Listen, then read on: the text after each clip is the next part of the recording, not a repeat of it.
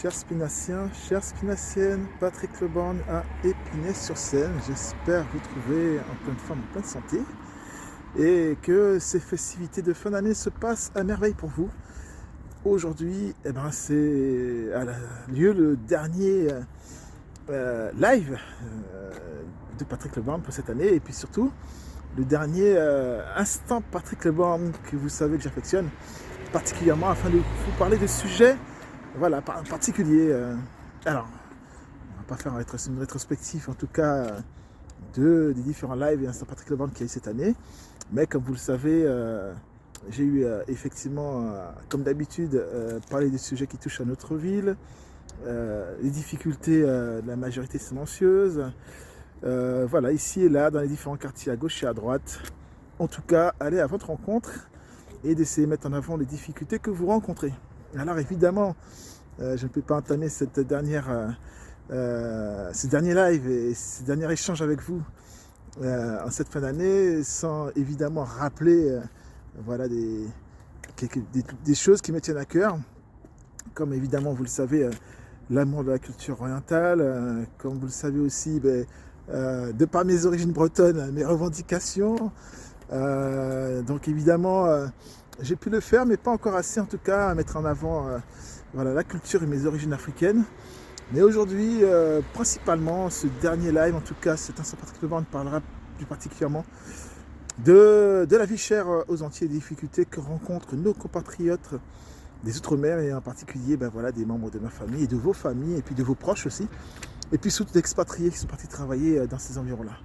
Avant d'ailleurs d'entamer ce sujet brûlant et pour lequel il faut des éléments très particuliers pour essayer d'expliquer assez simplement la situation qui se passe aux Antilles, je ne peux non plus entamer ce live sans avoir une fois de plus une pensée pour nos compatriotes de Mayotte.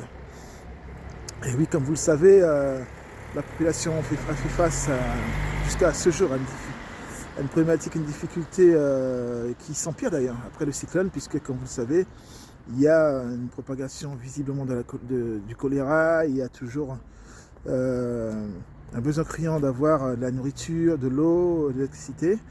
Et évidemment, ne remettez pas en cause le travail fou et fourni que font les secouristes, les administrés et tout ce qui s'ensuit sur le terrain. Mais nous ne pouvons pas évidemment aborder ce sujet sans parler de ce que j'appellerais moi des balles de faux cul, c'est-à-dire de ce président et ce nouveau gouvernement qui a peut-être d'autres chats à fouetter que d'aller au secours de nos compatriotes mahorais. Évidemment, comme vous le savez, nous avons un Premier ministre qui a privilégié d'organiser en tout cas en direct, de suivre ce qui se passait du côté de Pau, puisque c'était la priorité du moment. La catastrophe qui avait eu, qui a eu lieu, en tout cas du côté de Mayotte, et qui ne s'est pas vue depuis, je crois, plus d'une cinquantaine d'années, n'avait pas l'air de l'émouvoir plus que ça. Alors évidemment, vous avez un nouveau pléthore de ministres, que j'appellerais... le bon, la brute et le triant, pour ne pas citer quelques-uns. Nous aurons l'occasion de revenir sur ce sujet. Certains que nous pensions étaient de gauche sont de droite, c'est ça que nous pensions étaient en retraite sont revenus. Enfin voilà, en tout cas c'est tout plein de sujets, tout plein de, comment on va dire ça, tout plein. Alors évidemment en direct nous rencontrons évidemment les spinaciens, les spinaciennes. Mais ce que j'étais en train de vous dire, c'est que en ce moment, entre les premiers ministres qui durent 3 mois et les ministres qui restent 2 mois, c'est très très compliqué en tout cas du côté de la France. Bon, alors cela étant dit, je vais quand même aborder la partie dont je voulais vous parler, qui touche en tout cas à la vie chère du côté des Antilles. Comme je vous le disais, donc du côté des DOM, nous avons donc la difficulté que les citoyens, en tout cas nos concitoyens, aient du mal avec ces fameuses 40% de vie chère. Alors je passe évidemment, comment nous pouvons dire ça, des détails, par exemple le prix de l'essence aussi qui est surtaxé, Des difficultés comme le fait d'avoir de l'électricité au quotidien. Vous avez des coupures qui se font intempestivement dans la journée, voire des fois une journée, 2 journées sans électricité. Vous avez les difficultés qui concernent donc les difficultés à avoir de l'eau potable au quotidien, même dans des villes où il y a des rivières qui passent.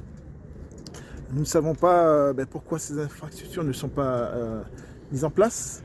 Et au-delà de ça, il y a quand même une problématique, c'est que les revendications des Domiens et les manifestations qui sont organisées ne sont pas du tout, mais alors pas du tout reliées par déjà les politiques qui sont censés représenter les Domiens.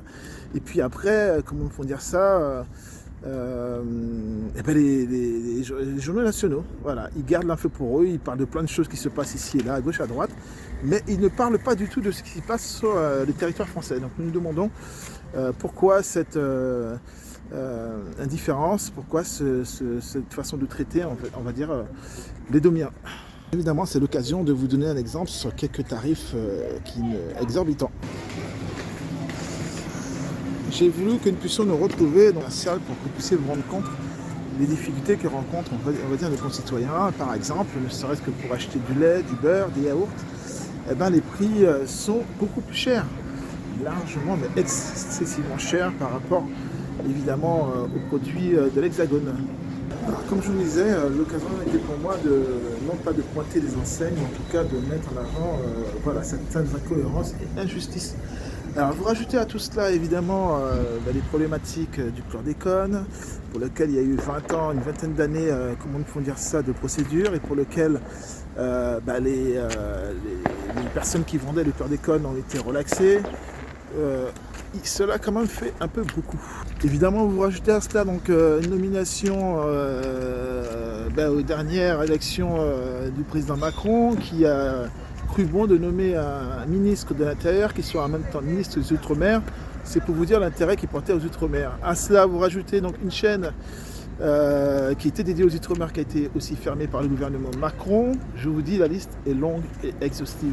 Donc il y a quelque chose que nous ne comprenons toujours pas, c'est pourquoi est-ce que cette histoire d'octroi de mer est toujours en place, et seulement en place du côté des Antilles, qui est en fait une taxe qui permet aux politiques de mener leur train de vie au plus dense. Donc ce qui est quand même inadmissible et complètement injuste.